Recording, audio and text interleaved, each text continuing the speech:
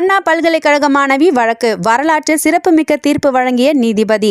தமிழகத்தையே உலுக்கிய அண்ணா பல்கலைக்கழக மாணவி பாலியல் வன்கொடுமை வழக்கோட வரலாற்று சிறப்புமிக்க தீர்ப்பை வழங்கி இருக்காங்க சென்னை மகளிர் நீதிமன்ற நீதிபதி ராஜலட்சுமி. பிரியாணி கடை வச்சிருந்த ஞானசேகரன் மேல பதியப்பட்டிருந்த 11 குற்ற வழக்கு பிரிவுகளில் அவர்தான் குற்றவாளின்னு கடந்த மே மாதம் 28ஆம் தேதி அதிரடி தீர்ப்பு வழங்கின நிலையில ஜூன் 2ஆம் தேதியான இன்று தண்டனை குறித்த விவரங்கள் வெளியிடப்பட்டிருக்கு. அந்த வகையில் 30 ஆண்டுகள் சிறை தண்டனை, குறைப்பு இல்லாத ஆயுள் தண்டனைன்னு வரலாற்று சிறப்புமிக்க கடுமையான தண்டனை வழங்கப்பட்டிருக்கு.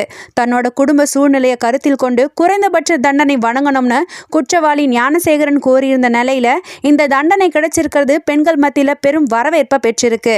மேலும் 90,000 அபராதமும் விதிக்கப்பட்டிருக்கு. இந்த தண்டனையில என்ன முக்கியத்துவம்னா, நன்னடத்தை, தலைவர் பிறந்த நாள் உள்ளிட்ட காரணத்தாலையும் அவரால் சிறையிலிருந்து வெளியவே வர முடியாது. 30 ஆண்டுகள் முழுமையா ஞானசேகரன் சிறையிலே இருந்தே ஆகணும். ஒரு கல்வி நிறுவனத்தில் இப்படிப்பட்ட பாலியல் வன்கொடுமை நடந்த 5 மாசத்துக்குள்ள கடுமையான தீர்ப்பு வழங்கப்பட்டிருக்கிறது குறிப்பிடத்தக்கது.